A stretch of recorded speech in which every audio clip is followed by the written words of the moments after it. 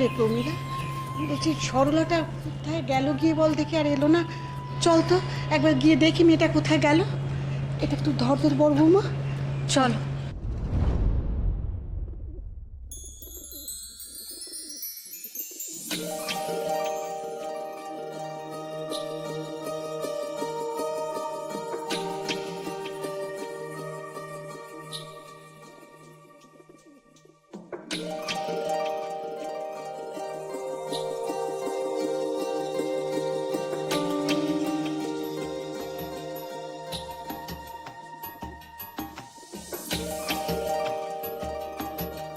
কি গো বড়দাদা, তুমি আর চোখে কি দেখছো?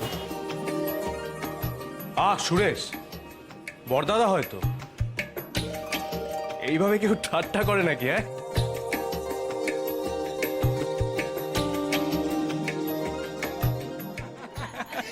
তোমার তো গায়ে লাগবেই, কদিন বাদে তোমাকেও শুনতে হবে কি না? দেখ তো, তোদের ঠাট্টা মশকরার চোটে মেয়েটা ভয়ে একেবারে সিঁটিয়ে গেছে। আহারে, মুখটা একদম শুকিয়ে গেছে। ওহো, আশীর্বাদের সময় তো জল মিষ্টি দরকার। ছোটটা আবার কোথায় গেল বলো তো? ও ছোট, একটু জল মিষ্টি নিয়ে আয়।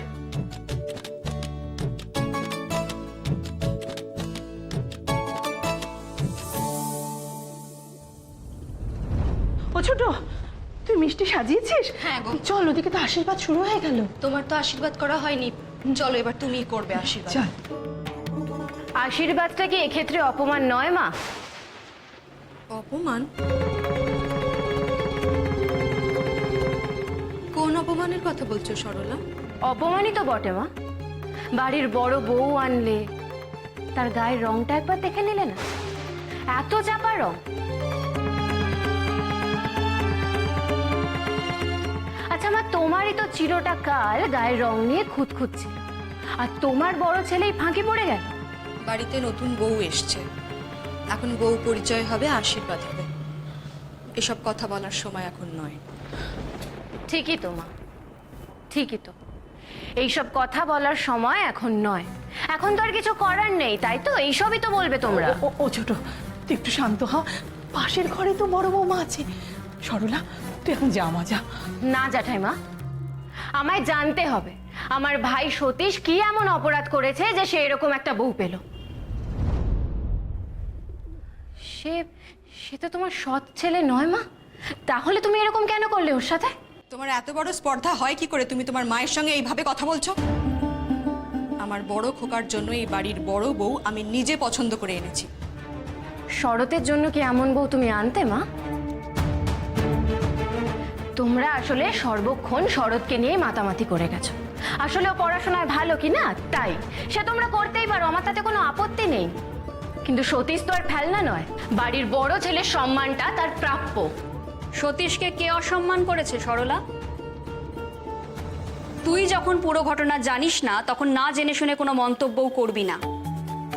সতীশের শ্বশুরবাড়ির লোক এই বিয়ে পিছিয়ে দিয়েছিল। কই বাবা মশাই বা মা তার পাত্রী বদল করে দেননি তো? সতীশ যদি ফেলনাই হতো তাহলে তার বিয়েই দেওয়া হতো না এখন সরলা।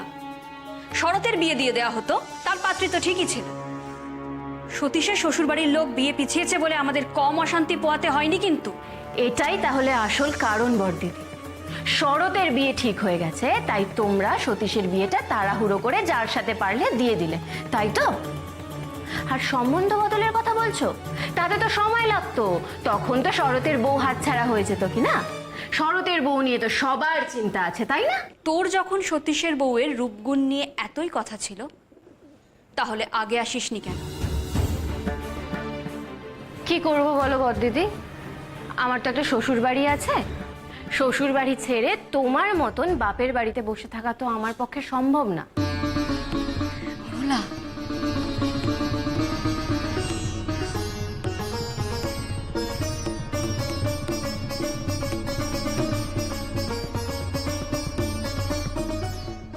মা, মা তোমার তোমার মেজো মেয়ের কথা শুনলে মা?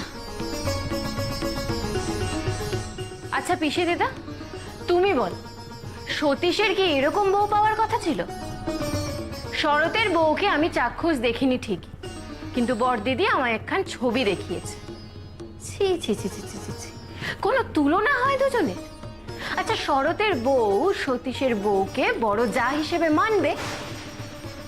রূপে গুণে বাপের বাড়িতে মেজ বউ যদি বড় বউয়ের থেকে অনেকটা এগিয়ে থাকে, তাহলে সতীশের সেটা খারাপ লাগবে না?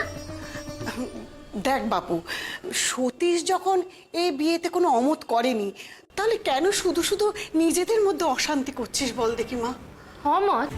আমার তো যথেষ্ট সন্দেহ আছে যে সতীশের কাছে মতামত চাওয়া হয়েছে কিনা। অথচ আমি যতটা শুনেছি, শরতের কাছে কিন্তু অনেকবার জিজ্ঞেস করা হয়েছে, তার মতামত নেওয়া হয়েছে পাত্রীর বিষয়। এ বাড়ির ছেলেদের কাছে মায়ের মতামতই চূড়ান্ত মতামত। তারা মায়ের মুখের উপর কথা বলে না।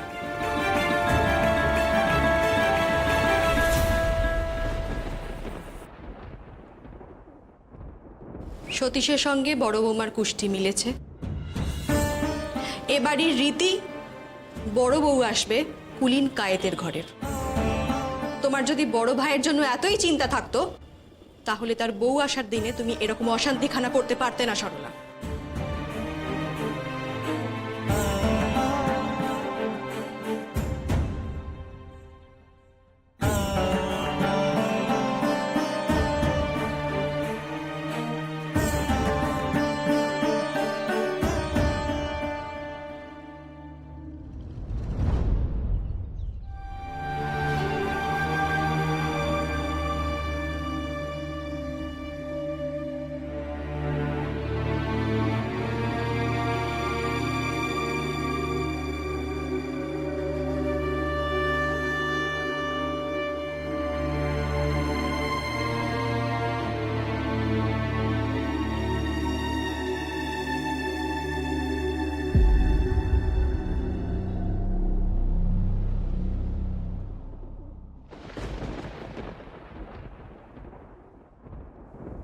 মিস্টার, তোমার শরীর খারাপ?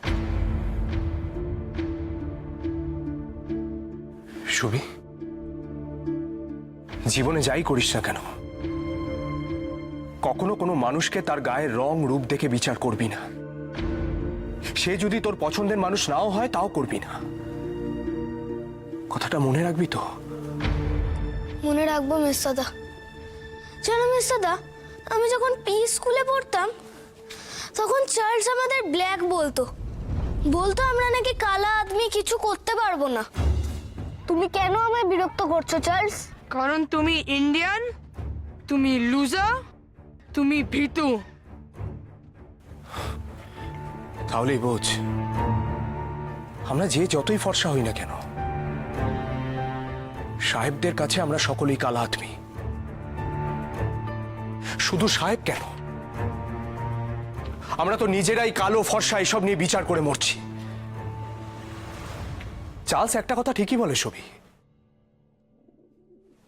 আমরা কিছুই করে উঠতে পারবো না যতদিন এই কালো ফর্সা ধরে বসে থাকবো।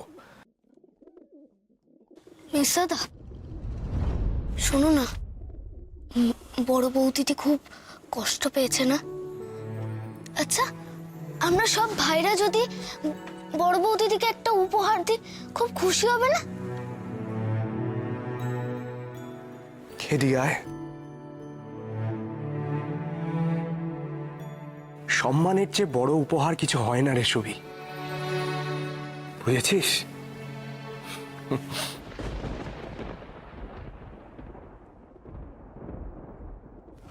বড়দাদা, তুমি চলে এলে যে, আচার অনুষ্ঠান সব হয়ে গেছে?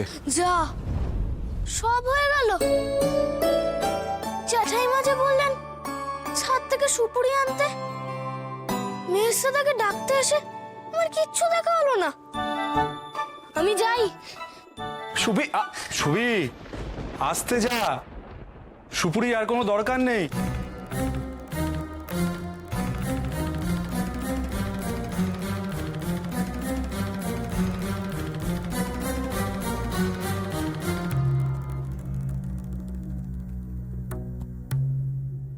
কি হলো শরৎ, বসে পড়লি যে, যাবি না? আমার ভালো লাগছে না বড়দাদা, তুমি যাও। তাই বললে হয় ভাই? এক জিনিস নিয়ে ধরে বসে থাকলে হবে? আর তুই তো জানিস তোর ওই মেজ দিদি তোর বড়দাদার মান সম্মান নিয়ে একটু বেশিই ভাবে।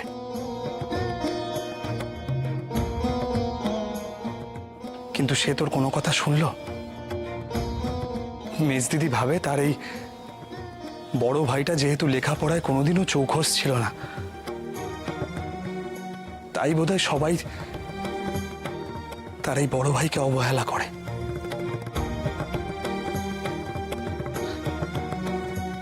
আসলে দিদির মন তো, ছাড় না, যা হবার তা তো হয়ে গেছে। কিছুই হয়নি বড়দাদা, সবে তো শুরু। এখন বাড়ির লোক বলছে, যারা বউ দেখতে আসবে তারা বলবে, এরপর যখন কটকে যাব সেখানকার মানুষেরা বলবে। তুমি আমাকে একটা কথা দেবে বড়দাদা? বড় বৌদিদি সবে এই বাড়িতে এসেছে, তেমন ভাবে কাউকেই চেনে না, খুব ভয় পেয়ে আছেন। সুবি এত ছোট, সে পর্যন্ত বুঝতে পেরেছে বড় বৌদিদি কষ্ট পেয়েছে।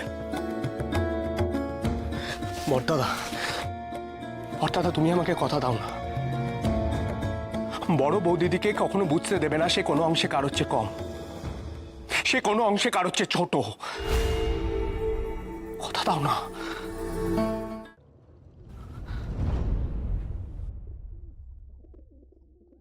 দেখ শরৎ, আমি কোনোদিনও আমার বিয়ে নিয়ে ভাবিনি, সবটাই বাবা মায়ের উপর ছেড়ে দিয়েছিলাম। আর সত্যি বলতে কি, বাবা মায়ের এই সিদ্ধান্তে আমার কোনো আফসোস নেই।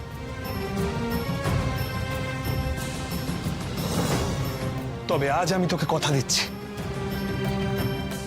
যে আমার ওপর ভরসা করে এই বাড়িতে এসেছে তাকে আমি তার যোগ্য সম্মান দেব।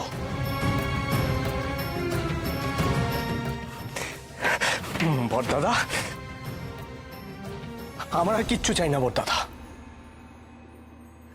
আমাদের পরিবার যেন আগের মতো থাকে। মা বলেছেন এই দায়িত্ব কিন্তু তোমার আমার ওপরে। আমাদের ভাই বোনদের মধ্যে যেন দূরত্ব তৈরি না হয়, তাহলে মা খুব কষ্ট পাবেন বড়দাদা। তবে তোর কাছ থেকেও আমার একটা কথা চাই শরৎ। শরৎ, তুই আমায় কথা দে, তোর বড় বৌদিদি যাতে সম্মান পায় তাই নিয়ে তুই বিভাবতীর ওপর কোনোদিনও জোরাজুরি করবি না। শরৎ, বিভাবতী খুব বুঝতার মেয়ে, ও জানে সকলকে সম্মান করতে। আমার ভয় আর কাউকে নিয়ে নয় শরৎ, আমার ভয় তোকে নিয়ে। কারণ আমি জানি তোর বড় বৌদিদি যাতে কষ্ট না পায়, দিদিরা যাতে শান্তিতে থাকে, আর সব থেকে বড় কথা মা যাতে কষ্ট না পান, সেই চেষ্টা তুই আপ্রাণ করে যাবি আর বিভাবতীকে ব্যতিব্যস্ত করে তুলবি। তুই আমায় কথা দে শরৎ, তুই এমনটা কখনো করবি না। সত্যি বড়দাদা, তুমি মায়ের বড় খোকাই বটে। মায়ের মেজ খোকাকে দেখো, রাগ করে ঘরে এসে বসে রইল, অথচ তুমি এত কিছুর পরেও এসেছো সমস্যা মেটাতে।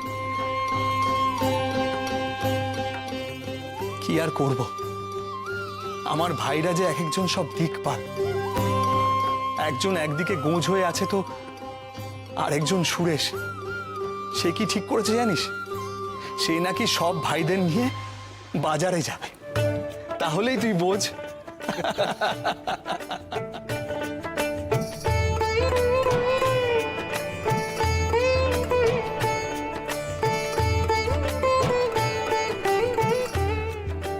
শোন, আজ আমি তোদের বাজার করা শেখাবো।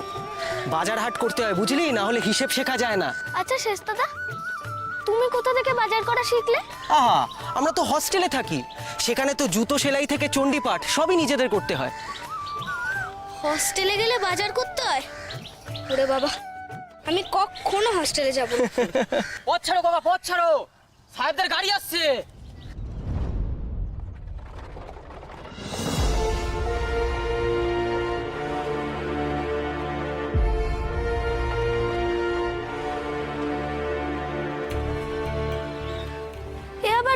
ব্যাপার শেষ দাদা? সাহেবদের গাড়ি আসছে বলে আমাদের সরে যেতে হবে কেন? কি জানি, এখানকার লোকেরা বোধহয় এটাই করে। পথে কাউকে দেখলে হয়তো সাহেবরা খুব রেগে যান। আমাদের দেশ, আমাদের দেশের পথে আমরা চলবো না, সাহেবরা চলবে। আমি ওই গাড়ির সামনে দিয়েই যাব, দেখি কে কি করে। কি করতে যাচ্ছিলি তুই? তোর মাথায় কি পোকা আছে নাকি রে? আচ্ছা শেষ দাদা, তুমিই বলো তো, আমাদের দেশের রাস্তা দিয়ে সাহেবরা যাবে, আমরা যেতে পারবো না কেন? বলো কেন?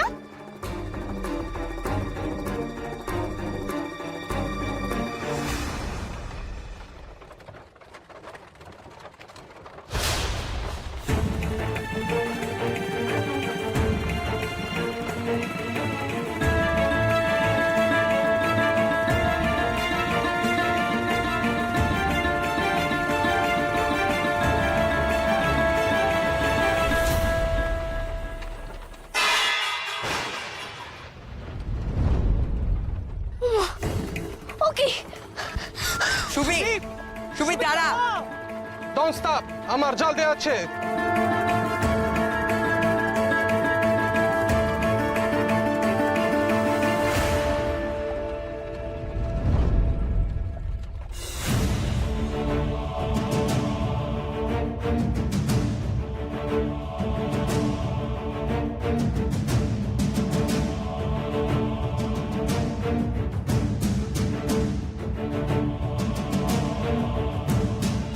কালামি সাহ, ভিক্ষা করেন বলে কি সে মানুষ নয়? সুবি, কি বলছিস কি তুই? চুপ কর। কেন বলবো না? আমাদের কেন এসব বলবে সাহেবরা? আমরা কেন এসব শুনে চুপচাপ হয়ে থাকবো শেষ দাদা? ভিক্ষা করে বলে ওনাকে ওরা গাড়ি চাপা দিয়ে দেবে? এটা কেমন কথা? সুবি চুপ কর, কথা বলিস না। সকলে ভয়ে ওদের জন্য পথ ছেড়ে দেবে, ওরা গাড়ি ধাক্কা দেবে লোককে। কেন বলো কেন? এই দাদুটা ভিক্ষা করতে যাচ্ছিল, সে কি দোষ করেছিল? আচ্ছা আচ্ছা, তুই শান্ত হ সুবি, তুই শান্ত হ। দাদা, আপনারা বেরিয়ে যান। আগে লোকটাকে তো দেখি। ধর সুধীর, ধর। তুমি ওঠো।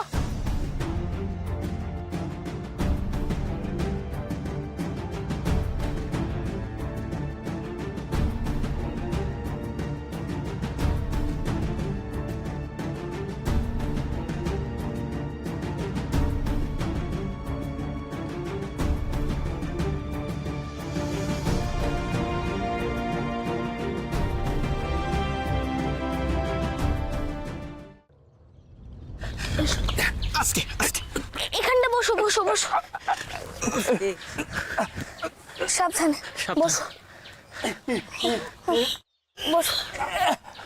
সুবি, আমি জল নিয়ে আসছি দাঁড়া। হ্যাঁ, তুমি ঠিক আছো দাদু? ঠিক আছো তুমি? এনে জলটা দে। জলটা খাও।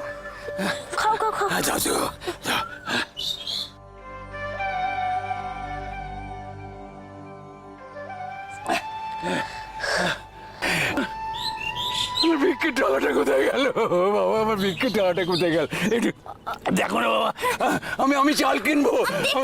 দেখছি।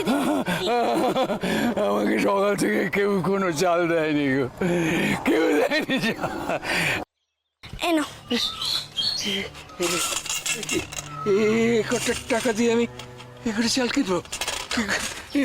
তারপরে শোনো, চাল কিনবো করে? উনি তো ঠিকই বলেছেন, এই কটা টাকা দিয়ে উনি কি করে কি করবেন? এক মুঠো চালও তো ওটা দিয়ে হবে না। সেই তো, এই কটা টাকা দিয়ে উনি চাল কিনবেন কি করে? আচ্ছা ফুল দাদা, শোনো না, তোমার কাছে বিয়ে বাড়ির দেওয়া টাকাটা আছে না? হ্যাঁ আছে, কিন্তু কেন? ওটাই ওনাকে দিয়ে দেবো। সুবি, তুই কি বলছিস সব? এটা বিয়ে বাড়ির বাজারের টাকা। তাতে কি হয়েছে? একটা মানুষ খেতে পাচ্ছেন না, তুমি তো এক্ষুনি বললে ওই কটা টাকা দিয়ে ওনার কি হবে? তাহলে উনি কিছু খেতে পাচ্ছেন না, আর আমরা বিয়ে বাড়িতে এই টাকা দিয়ে কেনা মাছ মাংস খাবো? দাও না গো ফুল দাদা, দাও না। কিন্তু সুবি, বাবা বকবেন। বকুনিটা আমি খাবো, তুমি টাকাটা আমায় দাও। দাও না গো ফুল দাদা, দাও না। ও শেষ দাদা, ফুল দাদাকে দিতে বলো না গো, বলো না দিতে। সুধীর, তুই ওনাকে টাকাটা দিয়ে দে। শেষ দাদা বাবা, আমি তো বলছি সুধীর, তুই ওনাকে টাকাটা দিয়ে দে যা। আমায় দাও না, আমি দেব। দাও পুরো টাকাটা।